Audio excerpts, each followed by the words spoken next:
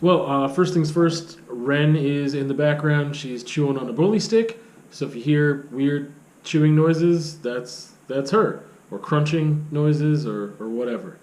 She's enjoying that. So hopefully you don't hear too much of it, but that's what that is. I had a weird revelation, and I say weird because it should be so obvious, but some things take me a long time to figure out. So I had a weird revelation a couple days ago as it pertains to feelings first, and I'll explain what that is, and how I should probably use that approach for myself rather than not. I was talking to a friend who has a friend who is dealing with a lot of anxiety right now, just kind of popping up over some big kind of traumatic events, and how it's not something they've really dealt with before. And he was kind of picking my brain to kind of pass on some information to them. And I was talking about a couple things, and then I kind of had this clarity that for myself, there's some things that I can maybe change and do differently and be better. So when I talk about feelings first, I'm really bad at feelings first. And I usually say that as it pertains to somebody else and how I act towards another person. So if someone is in a situation that is not fun or difficult, they're having a problem or an issue, and they relay that information to me, my brain automatically wants to solve the problem.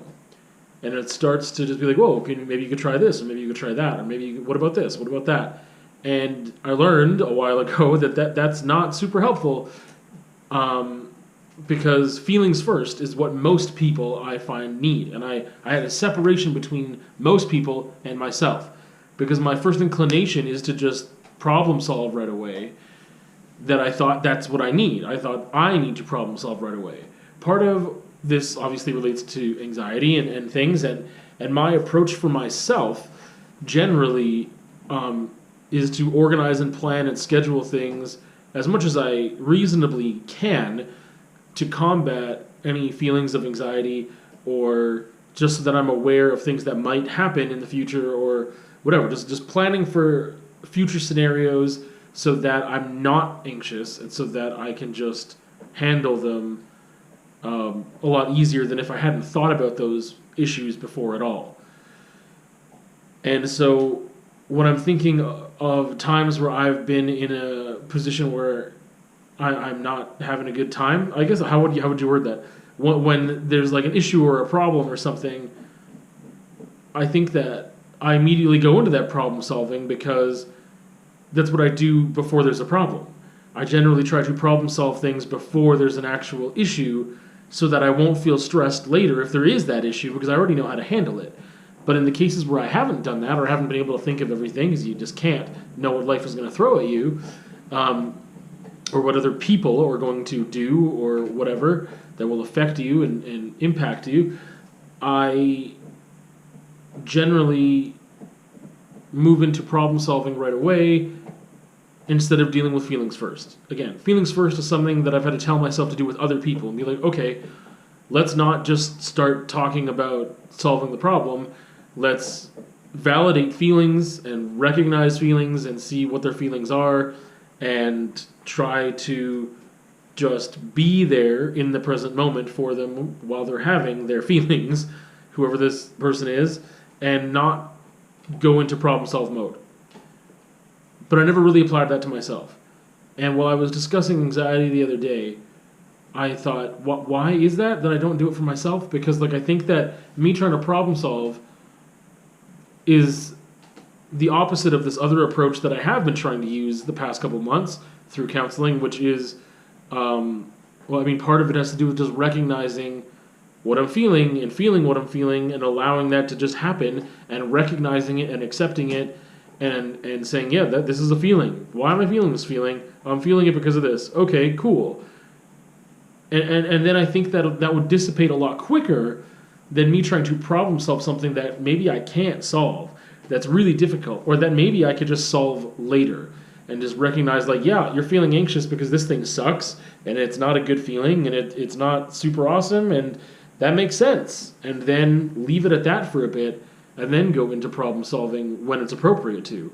But to just jump into problem solving mode right away doesn't work super well for me generally because I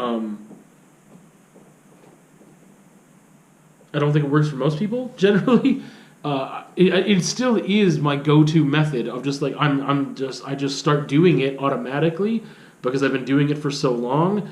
And in theory, there's still a part of me that's like, oh yeah, of course, you want to solve the problem, but sometimes the problem can't be solved, right? Sometimes it's too big of a problem or something that you don't have enough information or you're relying on other people or whatever it is and you can't figure it out on your own anyway. So then you're stuck trying to solve a problem that you can't solve. You don't have all the pieces of the formula. You can't do it.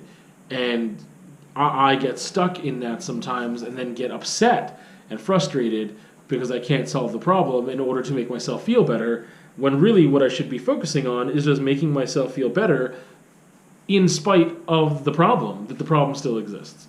So I guess that's kind of it. It's just like feelings first is a thing that I've thought about for so many other people in my life, being like, oh, you are a person who needs feelings first.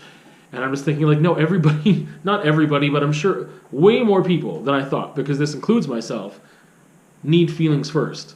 To just like validate feelings, recognize feelings, understand why you're feeling the way you feel, and that it's okay to feel that way, and accept that you're having those feels, and then after that you can begin to problem solve, possibly right away, maybe not, but trying to go head first into figuring out the problem. I just think that pushes away the acceptance part, because by doing that, I'm telling myself, this feeling that you're feeling isn't a good feeling. Let's get rid of this feeling. It sucks. Solve the problem so we don't feel this feeling. And that's not really truly accepting the feeling, which is what you need to do. And so I'm glad that I had this talk with myself, because that definitely helped me to recognize just that very last point of like, that truly isn't accepting the feeling if you're trying to solve the problem so you're just not feeling it right now. You're feeling it. You need to feel it. Do that. And then if there's still a problem there, yet the feeling itself shouldn't be the problem. That's what it comes down to. The feeling in and of itself is not a problem. There's something else that's causing that feeling, and you could just maybe make that feeling stop and then figure out your problem with a lot more ease if you accept your feelings.